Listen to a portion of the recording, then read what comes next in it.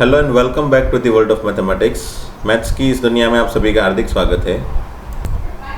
Today we are going to see the solution of all the homework question which I have given you in my last video lecture. I hope आपने ये सभी question solve कर लिए हैं।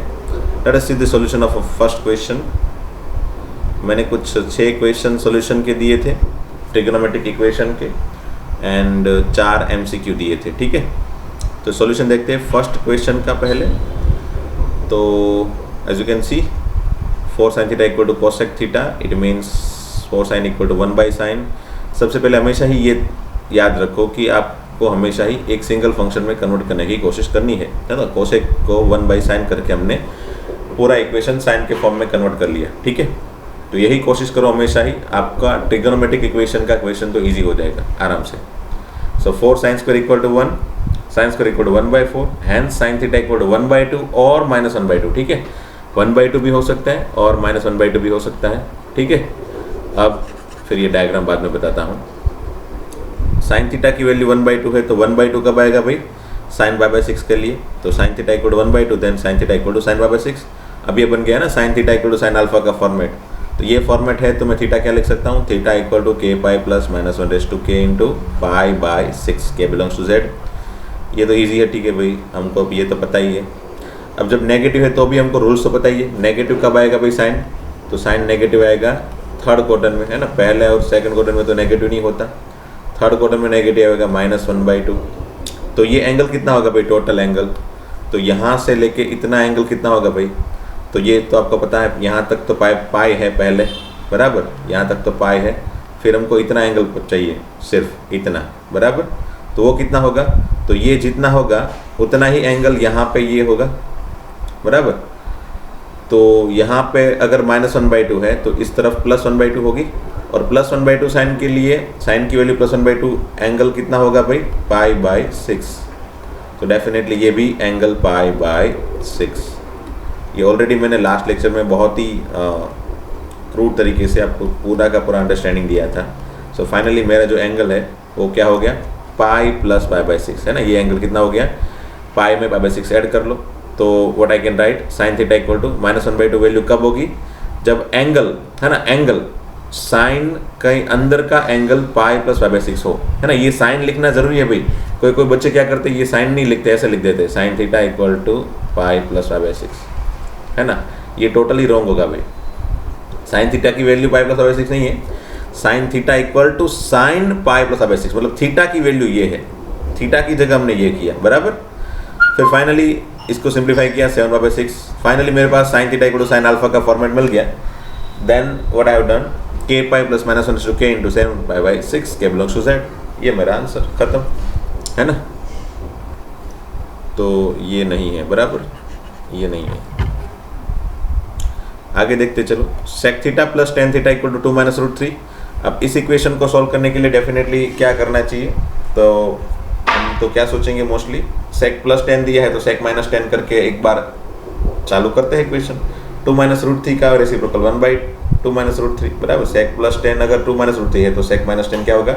उसका reciprocal, that is 1/2 - √3। अब 1/2 - √3 की value rationalise करने के बाद क्या हो जाती है? 2 + √3। अगर आपको पता ना हो तो आप रेशनलाइज एक बार कर लेना, है ना। ऊपर नीचे 2 + √3 से मल्टीप्लाई करके अगर इसको सिंप्लीफाई करोगे then you will get this one, है ना। आपको ये आंसर मिल जाएगा। ऊपर का एज इट इज और नीचे ये दोनों का मल्टीप्लिकेशन 4 - 3 हो जाएगा। क्या हो जाएगा? 4 - 3, है ना। a² - b² फॉर्मूला से अगर आप मल्टीप्लाई करोगे a - b a + b, तो आपको क्या मिलेगा? 2² - 4 और √3 का स्क्वायर 3, तो 4 - 3 1 हो गया। मतलब डिनोमीटर 1 हो गया, तो इट मीन्स कि भाई नीचे 1 हो गया। तो फाइनली आंसर क्या बन गया? 2 + √3/1, दैट इज 2 + √3, है ना। तो इजी है मेरे ख्याल से ये। सो 2 + √3 बना। एंड अब मैंने एलिमिनेशन रूल से किसी एक को एलिमिनेट किया, तो मोस्टली हम क्या करेंगे? प्लस माइनस में वाला टर्म को ही एलिमिनेट करते हैं। तो टेन थीटा को एलिमिनेट किया, sec plus sec 2 sec equal to 2 - √3 plus 2 plus √3, √3 cancel, hence 2 sec theta equal to 4. Okay, so sec theta equal to 2. Okay, sec theta equal to 2 मिल गया। अब यहाँ से जनरली बच्चे क्या करते हैं कि sec theta की वैल्यू 2 आ गई तो cos theta की वैल्यू cos थीटा की वैल्यू 1/2, फिर उससे डायरेक्टली वो लोग क्या करेंगे, cos थीटा की वैल्यू 1/2, तो फिर 1/2 कब आता है, cos π/3 के लिए। तो यहाँ से theta equal to k pi plus और माइनस π/3 लिख लेते हैं, है ना। बट ये गलत होगा, ये क्या होगा, गलत होगा। हमको ऐसा नहीं करना है, हमको sec थीटा की एंड tan थीटा की दोनों की वैल्यू फाइंड करनी है। पहले tan थीटा की वैल्यू फाइंड करो, क्या होगी भाई, तो इसमें ये पहले वाले इक्वेशन में रख दो वैल्यू sec थीटा की, तो sec plus tan equal to क्या है भाई, 2 माइनस √3। तो sec थीटा की वैल्यू रख लो 2, it means 2 plus tan theta equal to 2 minus √3। So what we get, to cancel, tan theta की वैल्यू मिल गई मुझे माइनस √3, है ना। और यहाँ से मुझे sec मतलब cos थीटा की वैल्यू मुझे मिल गई 1/2, ठीक है। सी बीच में एंड है, एंड क्यों लिखा भाई, sec थीटा अगर 2 है और tan थीटा थोड़ी है माइनस √3, sec थीटा से ही हमने ये फाइंड किया ना, we have find this tan theta using sec theta. तो sec थीटा जब 2 हो तब tan थीटा माइनस √3 है ना। When sec theta is 2 then tan theta minus √3, इसलिए ये दोनों साथ में पॉसिबल होंगे, इसलिए बीच में एंड है। sec theta equal to 2 and tan theta equal to minus √3, it means cos theta 1/2 and tan theta minus √3, मतलब ये दोनों साथ में पॉसिबल होंगे। अब जब दोनों साथ में पॉसिबल होंगे तो क्या होता है, if sec theta equal to 1, sec theta नहीं, चलो cos थीटा ही मिल गया तो cos थीटा यूज करो, cos theta equal to 1/2 and tan theta equal to minus √3, तो डेफिनेटली थीटा कहाँ पे होगा भाई, थीटा कहाँ पे होगा, जब cos पॉजिटिव tan नेगेटिव। तो चलो पहले यहाँ पे देखते हैं, cos पॉजिटिव है tan पॉजिटिव है, मतलब ये नहीं होगा, बराबर। cos पॉजिटिव रखना है, tan नेगेटिव रखना है, ये वाला ढूंढना है। यहाँ पे cos नेगेटिव है, tan भी नेगेटिव है, तो ये भी नहीं पॉसिबल होगा। यहाँ पे cos नेगेटिव है, tan पॉजिटिव है, तो ये भी पॉसिबल नहीं होगा। यहाँ पे cos पॉजिटिव है, tan नेगेटिव है, तो हाँ ये पॉसिबल होगा। तो ये मैंने साइन है ना sec and cos and tan के लिए बनाई भाई, पता है, cos theta positive and tan theta negative, it means what कि मेरा आंसर फोर्थ क्वाड्रेंट में है, ठीक है। तो so theta is in fourth quadrant, ये खास ध्यान रखना। ये क्वेश्चन वैसे तो इम्पोर्टेंट है, बुक का नहीं है, बट फिर भी आपको समझने में मज़ा आएगा ये क्वेश्चन को, है ना। क्योंकि अब यहाँ पे जो है ना, ये यहाँ पे हमको सिर्फ थीटा फोर्थ क्वाड्रेंट में मिला, ठीक है। अगर मैं cos थीटा इक्वल टू 1/2 सिर्फ लेता, समझो कि थोड़ी देर के लिए इसको भूल जाओ, tan theta equal to minus √3 भूल जाओ, सिर्फ cos थीटा की वैल्यू 1/2 रखता, तो क्या होता, cos theta equal to 1/2, practically सोचो, cos थीटा इक्वल टू 1/2 होता तो हम क्या लिखते थे, cos π/3, ऐसा लिख के हम क्या लिखते थे, answer theta equal to 2k pi plus और माइनस π/3। ये लिखने का मतलब क्या होता है पता है ना आपको, 2k पाई मतलब कौन सा पॉइंट होगा, ये वाला पॉइंट है ना, 2 0 2 पाई 3 4 पाई 6 पाई 8 पाई, प्लस π/3 एंड माइनस π/3, मतलब ऊपर वाला एंड नीचे वाला दोनों पॉइंट लेंगे, है ना। ऊपर π/3 ऐड करेंगे और नीचे π/3 ऐड करेंगे, इसलिए हमको दोनों पॉइंट मिल गए। और हमको पता है कि cos थीटा की वैल्यू 1/2 फर्स्ट क्वाड्रेंट में भी होती है एंड फोर्थ क्वाड्रेंट में भी होती है। तो 0 प्लस π/3 फिर 2 पाई माइनस π/3 होता क्या है, देखो π/3 फिर 2 पाई माइनस π/3, है ना, फिर 2 पाई प्लस π/3, फिर वापस 4 पाई माइनस π/3, 4 पाई प्लस π/3, फिर वापस आने पे 6 पाई माइनस π/3, 6 पाई प्लस π/3, इस तरह से चलती है। इसीलिए हम 2k pi plus π/3, 2k pi minus π/3 लिखते हैं हम यहाँ पे, इसलिए ये फॉर्मूला बन गया। अब यहाँ पे सिर्फ मैं अगर cos थीटा इक्वल 1/2 से आंसर लिखता तो मुझे आंसर ये ऊपर वाले नीचे वाले दोनों मिल जाते हैं ना, ऊपर वाला भी आंसर मिलता है, नीचे वाला भी मिलता है। इसीलिए मैंने कैलकुलेशन को थोड़ा आगे बढ़ाया, cos थीटा की वैल्यू 1/2 रखी, फिर उससे मैंने tan थीटा फाइंड किया, तो tan थीटा माइनस √3 मिला, और उससे मुझे कंफर्मेशन मिला भी मेरा थीटा जो है ना वो तो फोर्थ क्वाड्रेंट में है ना, मेरा जो थीटा है वो तो फोर्थ क्वाड्रेंट में है, तो मुझे सिर्फ फोर्थ क्वाड्रेंट वाला आंसर चाहिए। तो ये आंसर तो ऊपर वाला भी है और नीचे वाला भी है। अगर मुझे सिर्फ नीचे वाला आंसर चाहिए तो मैं यहाँ पे क्या चेंज कर लेता हूँ भाई, 2k पाई माइनस π/3, है ना, ऊपर वाला निकल जाएगा। देखो अब ये 2k पाई पॉइंट है, उसमें से π/3 सब्ट्रैक्ट कर लो, है ना। 2k पाई माइनस π/3 पॉइंट कौन सा होगा भाई, π/3 तो फिक्स है 1/2 के लिए, 2k पाई में से π/3 को निकाल दो, automatically you will get this angle, है ना, ये वाला एंगल आपको मिल जाएगा, खत्म। मेरे ख्याल से आपको समझ में आ गया होगा कि क्यों मैंने सिर्फ फोर्थ क्वाड्रेंट वाला एंगल लिया, वो आपको समझ में आ गया है। हाँ, एंड ऊपर वाला प्लस का साइन क्यों निकाल दिया, क्योंकि फर्स्ट क्वाड्रेंट वाला आंसर नहीं है ना। सिर्फ cos थीटा इक्वल 1/2 होता तो फर्स्ट भी होता आंसर एंड फोर्थ भी होता, क्योंकि cos थीटा की वैल्यू पॉजिटिव फर्स्ट में भी होती है, फोर्थ में भी होती है।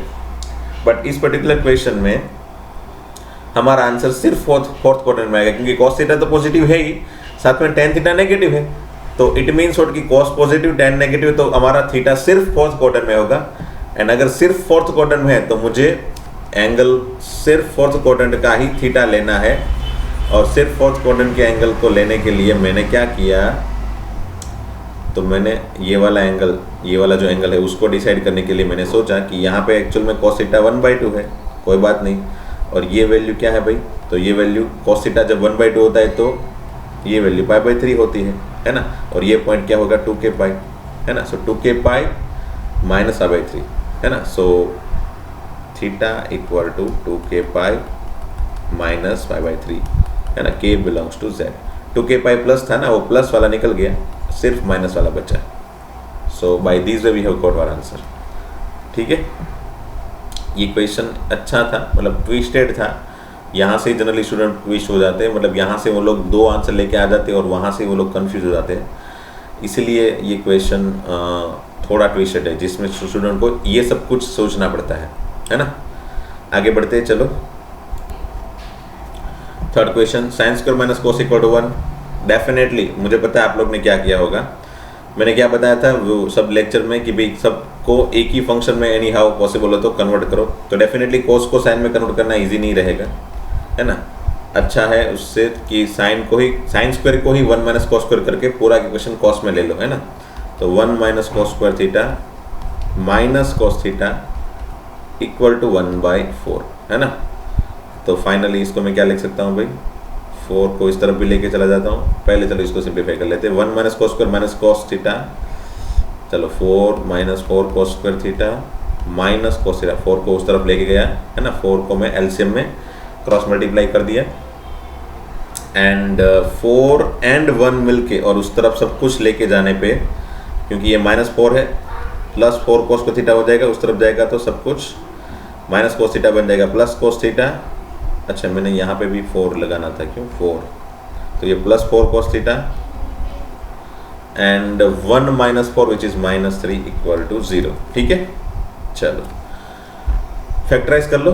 कौन सा फैक्टर होगा, 4 3 जा 12, 6 2 जा 12, तो होगा cos theta plus 6 cos theta -2 equal to 0। आगे 4, नीचे 4, यहाँ पे भी 4। ठीक है, तो cos थीटा की वैल्यू क्या मिल गई भी मुझे, -3/2 और cos theta equal to 1/2। Definitely not possible, है ना। cos थीटा की वैल्यू तो हमेशा ही -1 से 1 के बीच में होगी, नेगेटिव 3/2 तो पॉसिबल नहीं होगा, इसीलिए not possible. cos theta equal to 1/2 ही पॉसिबल है। 1/2 कब होगा भाई, cos π/3 पे। So theta equal to 2k pi plus और minus π/3, k belongs to z। यही आपका आंसर, खत्म, है ना। नेक्स्ट क्वेश्चन देखते हैं। 2 × sec² plus sin square equal to 5। Again वही strategy, if possible try to convert each and every function into the single function, है, एक ही फंक्शन में कन्वर्ट करो। तो पहले तो sec स्क्वायर का cos स्क्वायर बना लेते हैं, चलो।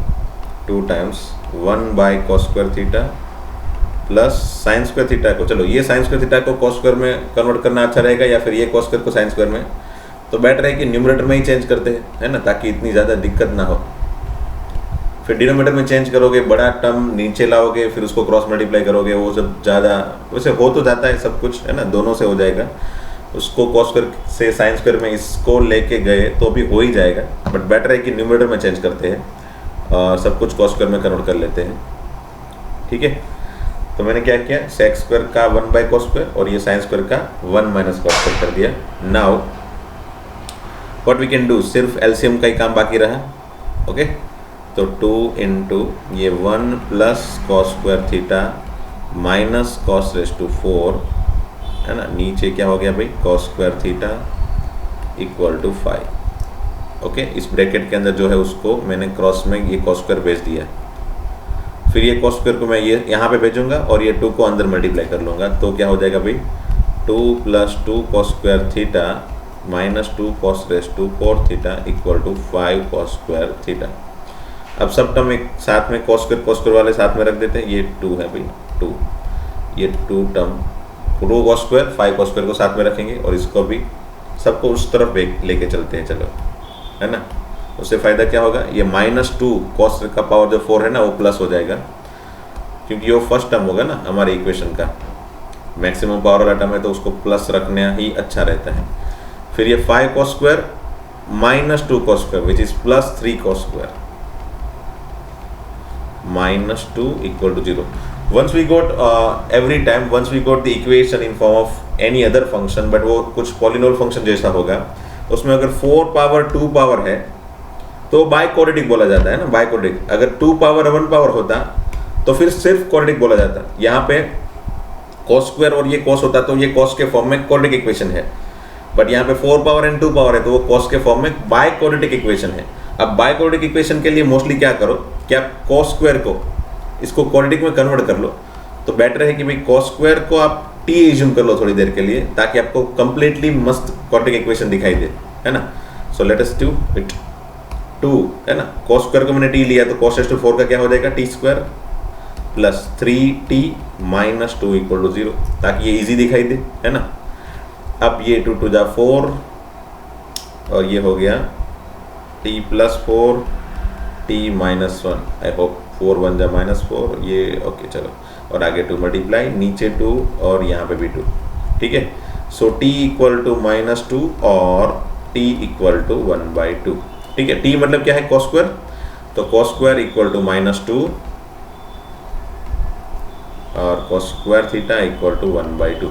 डेफिनेटली cos स्क्वायर की वैल्यू नेगेटिव, तो -2 तो आएगी नहीं, सो ये निकाल दिया। नॉट पॉसिबल ऐसा लिख देना है ना, आप क्रॉस मत करना भी एग्जाम में। हाँ MCQ है तो ठीक है, बाकी एग्जाम में आपको ऐसा लिखना है not possible, okay. And cos square theta equal to 1/2 मतलब cos थीटा इक्वल टू हो जाएगा +or -1/√2, मतलब +1/√2 दोनों लिखो अलग अलग, और -1/√2, है ना, क्योंकि दोनों के आंसर हम अलग अलग जगह पे बनाएंगे।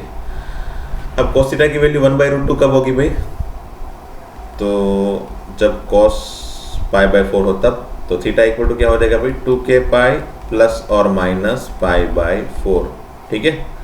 एंड cos थीटा की वैल्यू -1/√2 कौन से क्वाड्रेंट में होगी भाई, तो cos थीटा फर्स्ट क्वाड्रेंट में, ठीक है, पॉजिटिव। सेकंड क्वाड्रेंट में नेगेटिव है ना, सेकंड क्वाड्रेंट में नेगेटिव है तो वहीं से उठा लो। अब सेकंड क्वाड्रेंट की वैल्यू हम क्या कैसे करते हैं भाई, पाई - फिर 1/√2 वैल्यू कब होती है cos की 1/√2 वैल्यू π/4 एंगल के लिए होती है, तो पाई -π/4। मैंने बार बार बताया है कि सेकंड क्वाड्रेंट में पाई माइनस करके ही जाओ, थर्ड क्वाड्रेंट में पाई प्लस करके जाओ, एंड फोर्थ क्वाड्रेंट में अगर बाई चांस है तो 2 पाई माइनस करके जाओ, ठीक है। तो ये cos theta equal to cos π-π/4, so cos theta equal to finally cos 3 π/4। Once we got the form cos theta equal to cos alpha, we can apply the formula theta equal to 2k pi plus or minus 3 π/4, और दोनों में k belongs to z, k belongs to z, खत्म। Okay, यही आपका answer है, fourth. Let us solve question number 5. Okay, s minus 3 sin plus sin equal to cos। अच्छा, एक काम करते हैं, अगेन वही फॉर्मूला जो हम लगाते हैं s प्लस एस का लगाते हैं, और ये पहला और तीसरा s प्लस एस इसमें लगाएंगे और c प्लस इसमें लगाएंगे, ठीक है। और सिंप्लीफाई करके देखते चलो, तो s साइन प्लस साइन बराबर sine x plus sine 3x, क्या होगा formula 2sc, 2 sine, summation will be x plus 3x 4x by 2, 2x 2sc, subtraction will be x minus 3x, x minus 3x क्या होगा भाई, -2x by 2 minus x, और minus x का plus x हो जाएगा because of cos, ठीक है। चलो, -3 sin 2x, ये हो गया इस तरफ का LHS का। सी LHS इक्वल RHS के फॉर्मेट में है, LHS इक्वल RHS प्रूव नहीं करना है, मुझे सॉल्व करना है, मतलब मुझे लास्ट में x फाइंड करना है भैया। तो ऐसा मत सोचना है सर आपने LHS से स्टार्ट करके डायरेक्टली RHS दोनों साथ में ही क्यों लिखते गए। हम लोग यहाँ पे प्रूव नहीं कर रहे हैं, हम लोग यहाँ पे x की वैल्यू फाइंड कर रहे हैं, इसलिए आपको कंटिन्यू रखना है इक्वेशन। अगेन सी प्लस सी फॉर्मूला लगा दो, वही 2cc, तो 2 cos ये 2x हो जाएगा और ये cos x हो जाएगा -3 cos 2x। ठीक है, क्योंकि एंगल की फॉर्मेट तो यहाँ पे x एंड 3x के लिए क्या आई, 2x एंड x आई ना, तो वही x एंड 3x के बेस से आपको एंगल की फॉर्मेट वही मिलेगी। वो सोच के मैंने 2x एंड x डायरेक्टली लिख दिया है ना, विदाउट वेस्टिंग टाइम।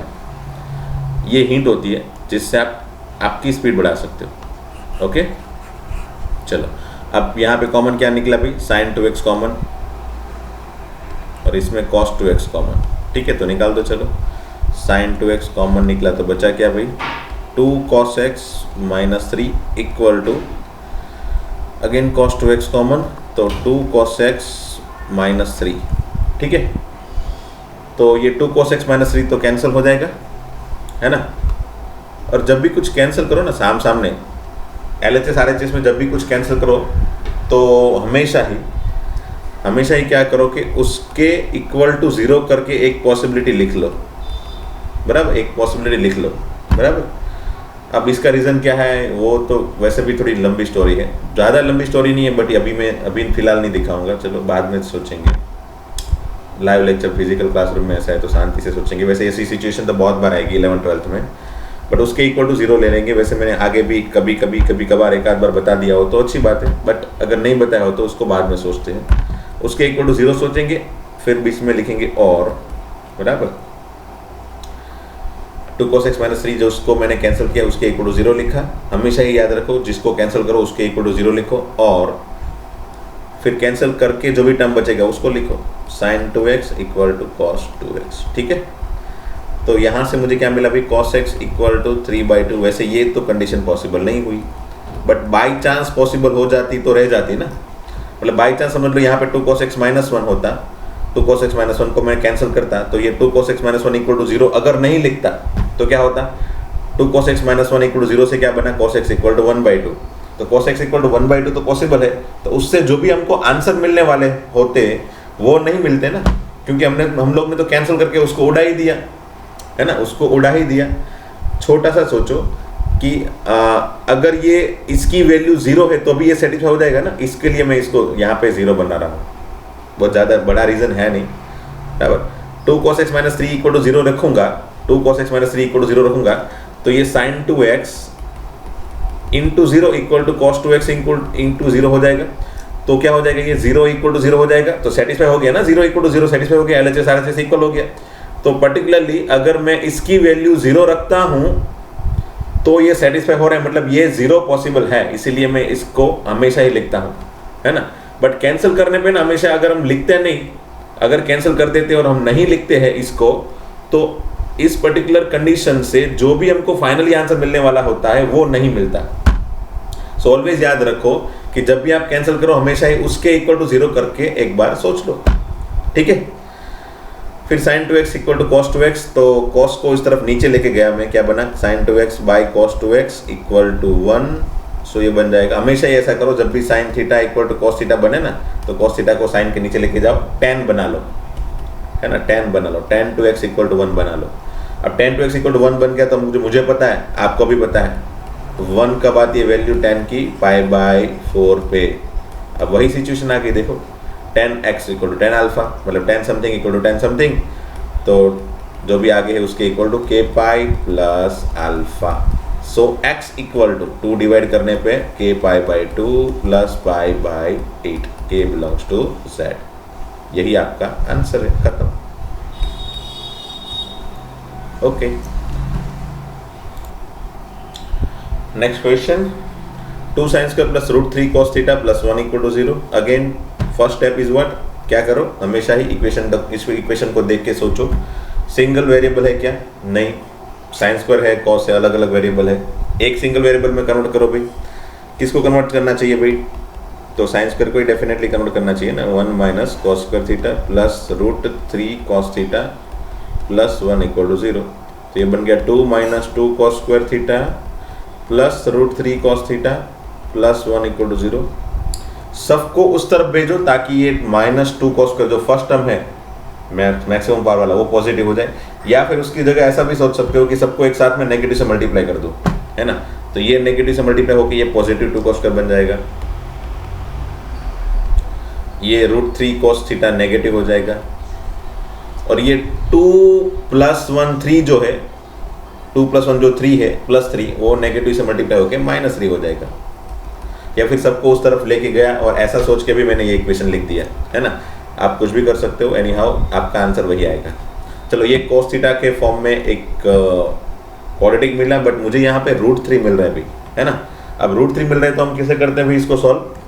तो वही -b ± √d वाली मेथड, -b ± √d/2 है। इसको पहले साइड में कर लेते हैं, उसके बेस से 2 फैक्टर बना लेते हैं। चलो, -b, तो चलो यहाँ पे मैं ऑफिशियली लिखते हैं ना, उसमें क्या प्रॉब्लम है, डायरेक्ट लिखने में भी प्रॉब्लम नहीं है। cos थीटा इक्वल टू क्या होगा भाई, जैसे वहाँ पे x equal to -b ± √d/2 होता है ना, x के फॉर्म में अगर इक्वेशन है ax² + bx + c = 0 का जो सॉल्यूशन है श्रीधराचार्य मेथड से, अगर आपको डायरेक्ट फैक्टर नहीं मिल रहा है, आपके पास डायरेक्ट फैक्टर नहीं आ रहे, तो आप ये जो भी बना रहे हो वो x की वैल्यू होती है, तो यहाँ पे cos की वैल्यू होगी, क्योंकि ये cos के फॉर्म में आपका क्वाड्रेटिक है।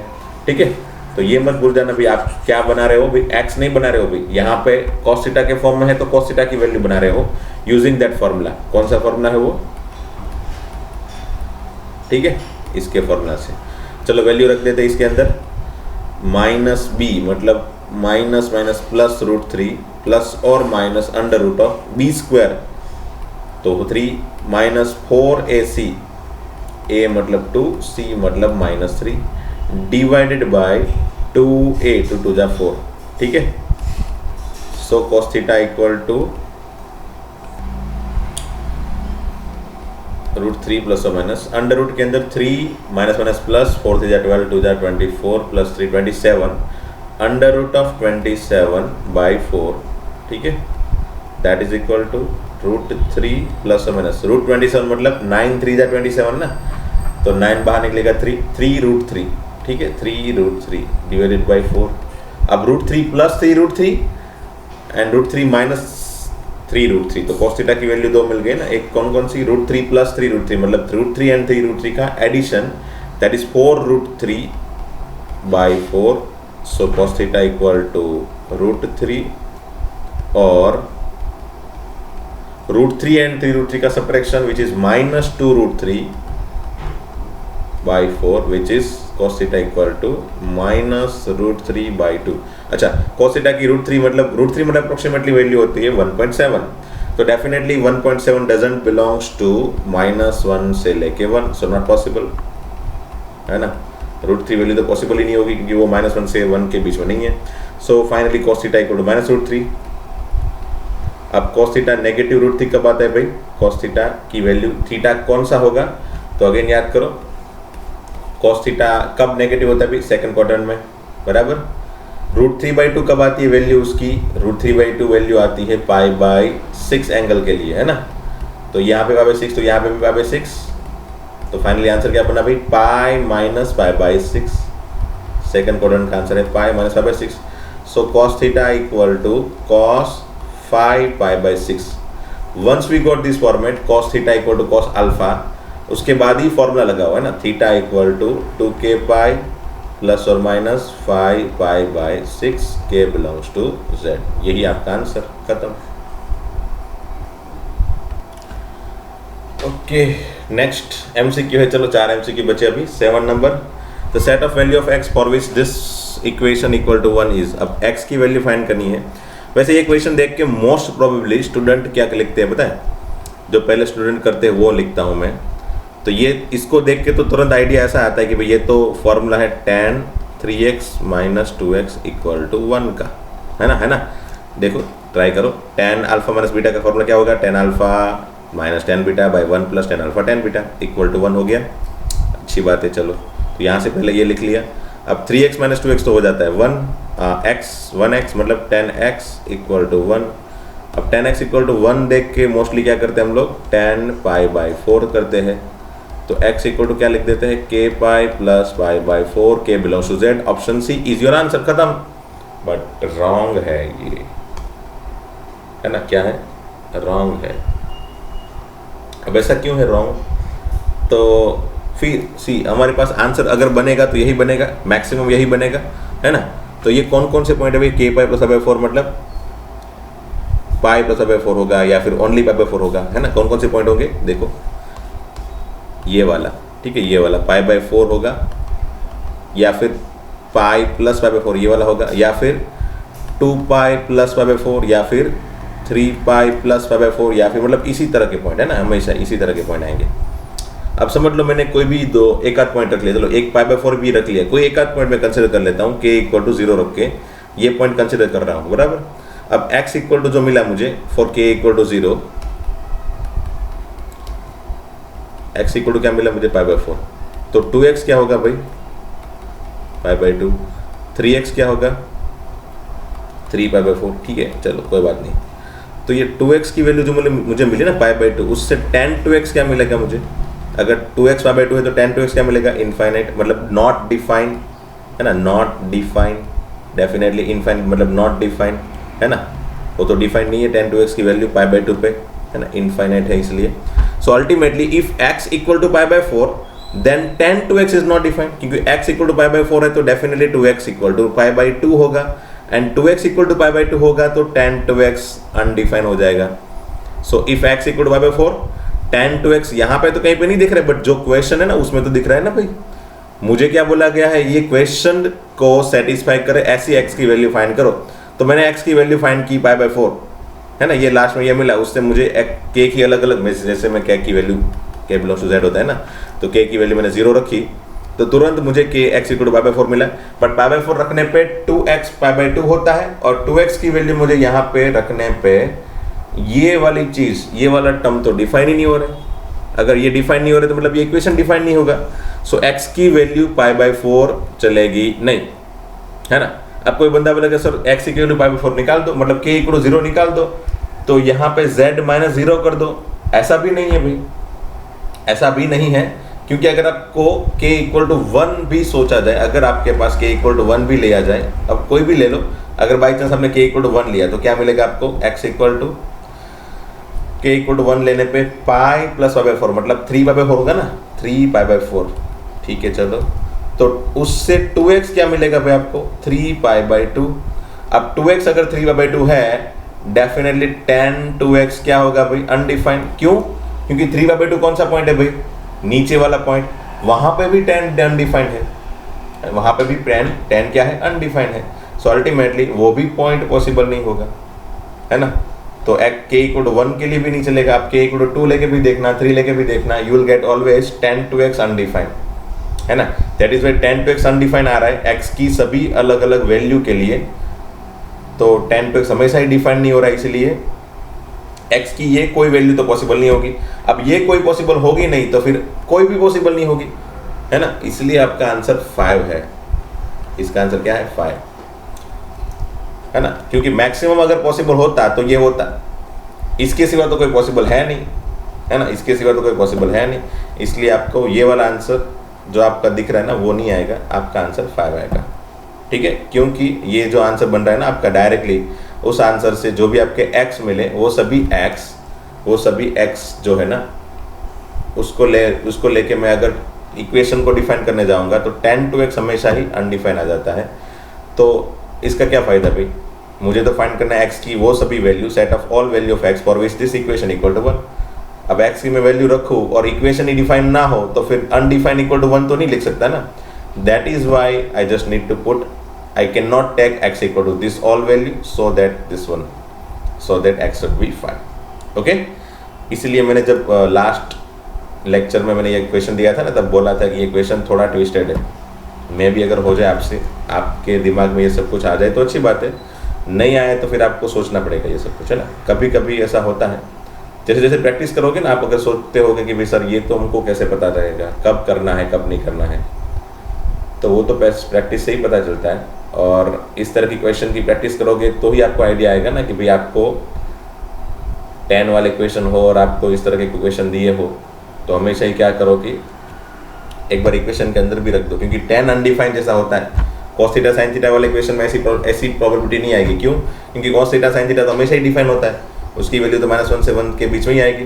बट 10 अगर अब ये बंदा है tan and cot and sec and cosec वो सभी ऐसे ही है, वो अनडिफाइंड कभी कभी हो जाते हैं, है ना। तो x ऐसे नहीं आनी चाहिए जिसके लिए इक्वेशन के अंदर ही खुद वो अनडिफाइन हो जाए, है ना, तो वो खास ध्यान रखते रहना है।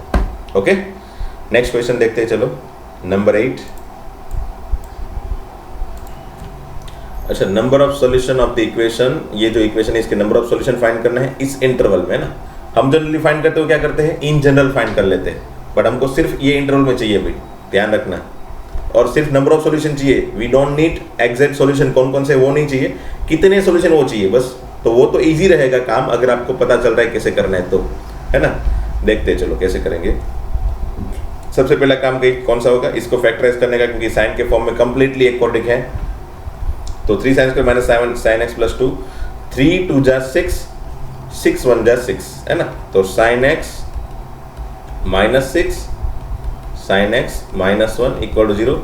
ये जो आगे जो 3 का साइन स्क्वायर का जो कोफिशिएंट है उसको आगे मल्टीप्लाई करते हैं और इसके नीचे भी मल्टीप्लाई करते हैं, है ना। तो sin x वैल्यू मुझे मिली 2 और sin x इक्वल टू 1/3।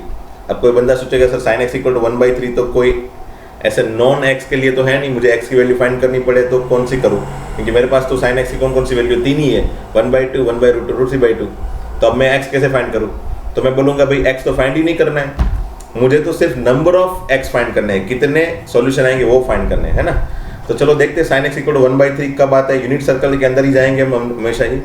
तो पहले यूनिट सर्कल के अंदर गए भाई, ठीक है।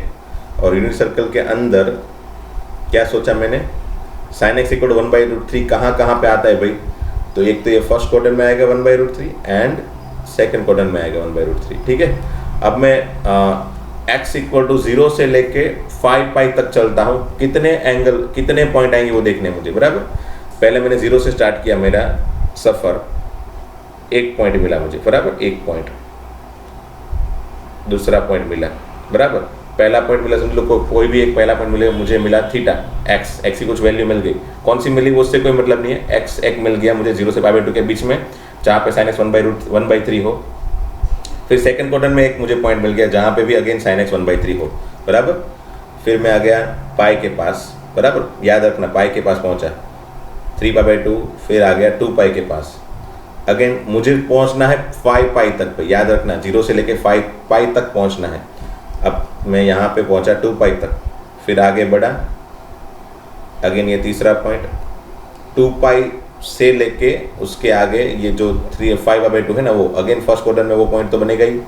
तो 2π से लेके 3π के बीच में, 2π से लेके ये 3π पॉइंट जो है ना उसके बीच में अगेन 2 पॉइंट आएंगे, ये फोर्थ पॉइंट, ठीक है ना। तो 2π से लेके 4π में अगेन 2 पॉइंट आएंगे। थोड़ी देर के लिए मैं यूनिट सर्कल निकाल देता हूँ, उसकी कोई वैसे तो ज़रूरत है नहीं, बराबर। फर्स्ट क्वाड्रेंट ये है, सेकंड क्वाड्रेंट ये है, वो तो डायरेक्टली भी देख के पता चल जाता है। तो 3π तक पहुंच गए, मुझे 5π तक जाना है, वो याद रखना भाई। अगेन वापस वही 4π तक पहुंच गया, नीचे तो कोई पॉइंट आया नहीं। अगेन यहाँ से सफ़र चालू किया, ऐसे ऐसे करके मैं 5π के पास पहुंच गया, कितना, 5π के पास पहुंच गया। तो अगेन मुझे 2 पॉइंट यहाँ पे भी मिले, 1 2 3 4 5 एंड यहाँ पे एक मिला 6। ये लाइन को जितने जितने पॉइंट क्रॉस कर लेना उतने पॉइंट मिलते हैं, है ना। पहले 0 से π के बीच में 2 पॉइंट, फिर अगेन π से लेके 2π के बीच में तो होगा नहीं, थर्ड एंड फोर्थ क्वाड्रेंट में। अगेन ये जो 2π है, ये जो 2π है, 2π से लेके 3π के बीच में, 2π से लेके 3π के बीच में 2 पॉइंट, अगेन 3π से लेके 4π में थर्ड एंड फोर्थ क्वाड्रेंट होगा, उसमें भी कोई पॉइंट नहीं मिलेगा। 4π से लेके 5π में अगेन 2 पॉइंट मिलेगा, बराबर। तो मैंने कोशिश की है कि आपको एग्जैक्ट बताया जाए और धीरे धीरे बताया जाए। तो आप, आई होप आपको ये 6 पॉइंट कैसे मिले ना वो पता चल गए होंगे। और JEE में ऐसे क्वेश्चन ज़्यादा पूछे जाते हैं, इसलिए मैंने इसको शांति से समझाया है अभी, है ना। तो कितने नंबर ऑफ सॉल्यूशन मिले मुझे भी, नंबर ऑफ सॉल्यूशन कितने मिले मुझे, कितने मिले मुझे 6, है ना। x से लेके 0 से लेके 5π के बीच में 6 सॉल्यूशन मिले, है ना। अब क्या करो कि आप खुद से कोशिश करो, कोई भी इंटरवल ले लो, यहाँ पे 0 से 5π है उसकी जगह आप ऐसा ले लो, 0 से लेके 7π ले लो, या फिर 3π से लेके 8π तक ले लो, बराबर, 8π तक ले लो, या फिर आप -3π से लेके 5π तक करो, है ना। आप अपने हिसाब से इंटरवल करते रहो और आंसर बनाते रहो। अगर आपको यूनिट सर्कल एग्जैक्टली पता है, वहाँ कहाँ पे कौन से पॉइंट है वो पता है, 3 पाई से लेके to minus 2 pi, to minus 2 pi से लेके माइनस पाई, फिर 0, फिर पाई, फिर 2 पाई, 3 पाई, 4 पाई, ऐसे जो घूमने वाली तरीके वो जो पता है ना, अगर वो परफेक्टली आता है तो आप डेफिनेटली कोई भी इंटरवल के लिए आंसर बना सकते हो, है ना।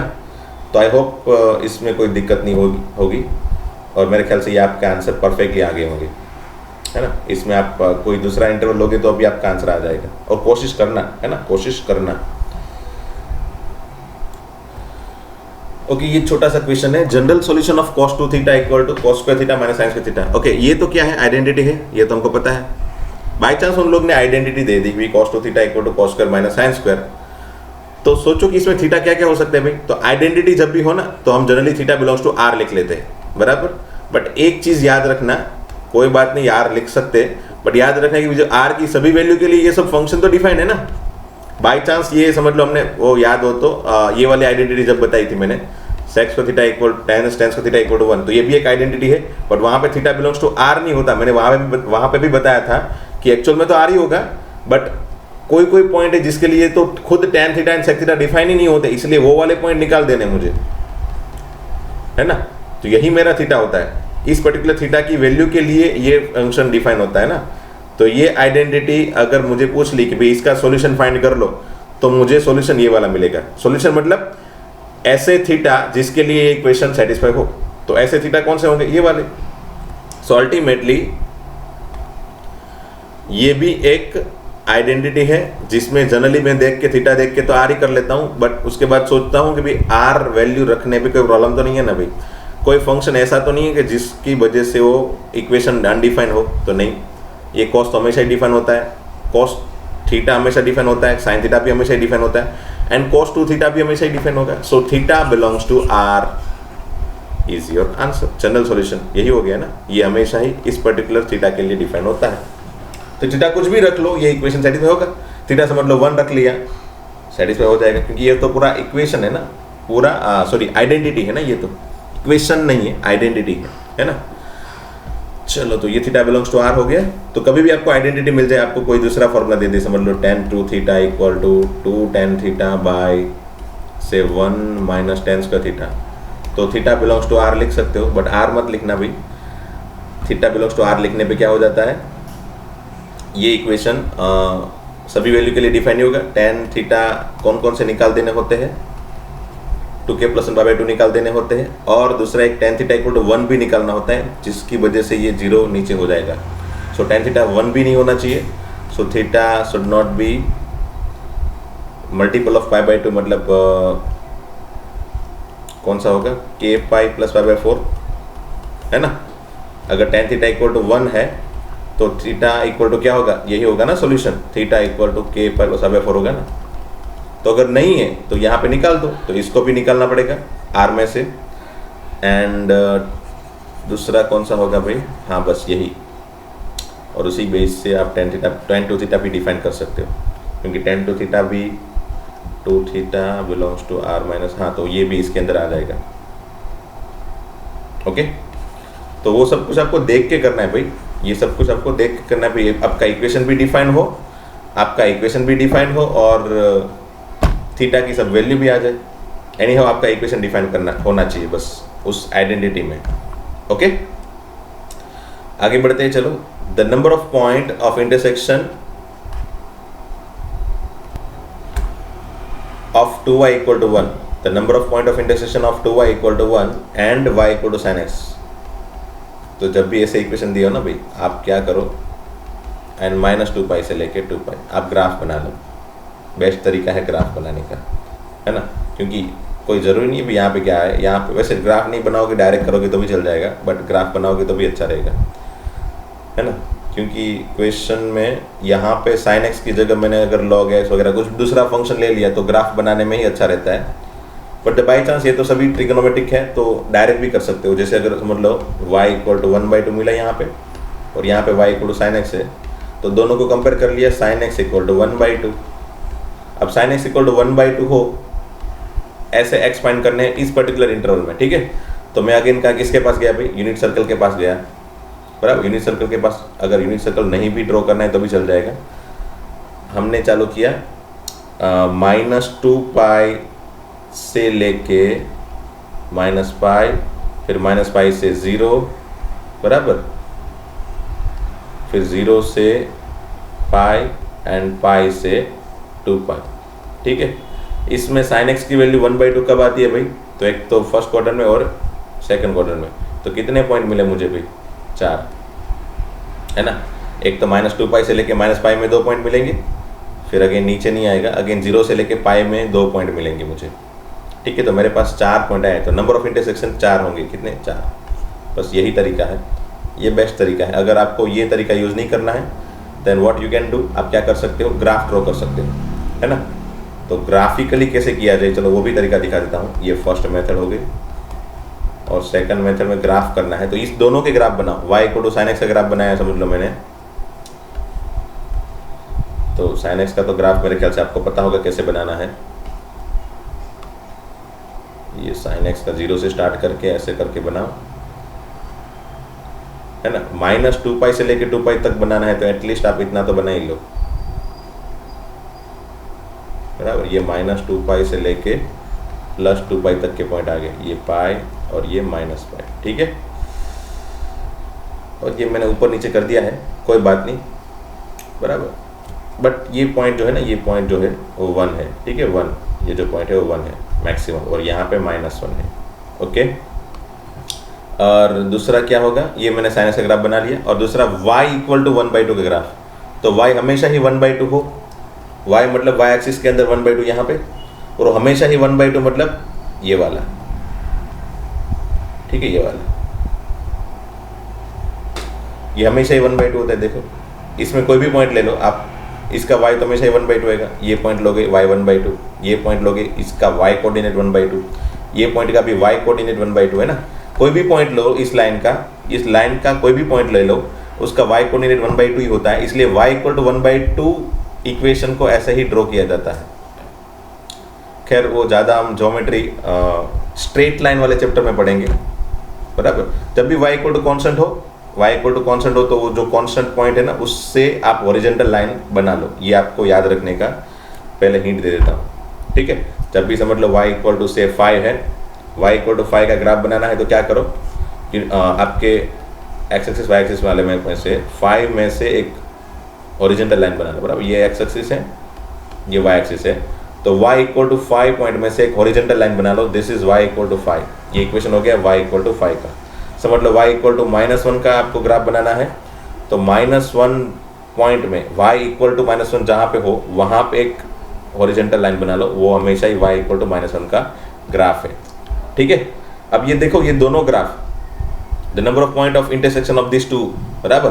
तो ये y = 1/2 अल्टीमेटली टू y = मतलब y = 1/2 और ये y = sin x, वो दोनों कितने पॉइंट पे इंटरसेक्ट हो गए भाई? तो ये 1, ये 2, ये 3 और ये 4, है ना। 4 पॉइंट मिले मुझे, तो देखो वही मेरे आंसर थे। यहाँ पे भी 4, इससे भी मुझे 4 मिले थे। सो बाय एनी हाउ आप कोई भी मेथड यूज़ कर सकते हो, बट आपके आंसर आने चाहिए, है ना। ग्राफिकली मैं इसलिए नहीं गया कि ग्राफिकली आपको ग्राफ वगैरह ड्रॉ करने में टाइम लगता है थोड़ा बहुत, और इसमें डायरेक्ट हो जाता है। बट हाँ, कभी कभी ग्राफ क्यों यूज़फुल हो जाता है, क्योंकि कभी कभी कोई दूसरी मेथड नहीं माइंड में आएगी तो ग्राफ ही माइंड में आएगा, तो फिर ग्राफिकली कर सकते हो। ओके, चलो, तो ये हो गए 10 क्वेश्चन खत्म। ओके, अब क्या करें भाई, ऑलरेडी 48 मिनट एक लेक्चर हमारा ख़त्म ही हो गया है सॉल्यूशन में। बट कोई बात नहीं, ये सभी जो सॉल्यूशन हमने देखे वो सभी इंपॉर्टेंट क्वेश्चन ही थे, ऐसा सोच के ही सबको आपको परफेक्टली आपकी फेयर बुक में लिखने हैं, बराबर। प्रैक्टिस क्वेश्चन है बट फिर भी अच्छे क्वेश्चन है, सो इसको बराबर से परफेक्टली प्रिपेयर करो ताकि आपका ट्रिग्नोमेट्री का पार्ट जो है वो थोड़ा ज़्यादा बेहतर बने, बराबर। और मैंने ऑलरेडी आपको एक्सरसाइज के कुछ क्वेश्चन होमवर्क में दिए थे, फाइनल एक्सरसाइज के, मिसलेनियस एक्सरसाइज के क्वेश्चन होमवर्क में दिए थे। आई होप आपने वो सभी क्वेश्चन कंप्लीट कर लिए हैं। अब भी अगर नहीं किए हैं तो आप कर लो कल तक। आज मैं कोई दूसरे क्वेश्चन नहीं दे रहा हूँ आपको होमवर्क में, वही अगर नहीं किए हैं तो आपने ये सब क्वेश्चन 1 से लेकर 7 अगर नहीं किए हैं तो आप वापस एक बार इसके ऊपर चल जाओ, है ना। ये वो क्वेश्चन नंबर 1 2 3 4 5 6 7 ये आपको ख़त्म कर देने हैं कल तक। टुमारो मैं ये सभी क्वेश्चन के सॉल्यूशन दिखाऊंगा, और कुछ मिसलिनियस के 4 क्वेश्चन है, 4-5 क्वेश्चन है, उसके सॉल्यूशन दिखाऊंगा, बराबर। तो टुमारो में बस यही करूंगा और उसके साथ ही मेरे ख्याल से मैक्सिमम उसके बाद एक आध लेक्चर हमारा एनसीईआरटी का टोटल पार्ट खत्म हो जाएगा, क्योंकि बस उसके बाद 3 क्वेश्चन बचेंगे, बराबर। तो एनसीईआरटी का टोटल पार्ट खत्म हो जाएगा और उसके बाद हम कुछ क्वेश्चन ज़्यादा देखेंगे JEE लेवल के, एंड बेस्ड ऑन दैट हम हमारा चैप्टर खत्म करेंगे। ओके, चलो तो मिलते हैं दोस्तों नेक्स्ट लेक्चर में। Thank you very much.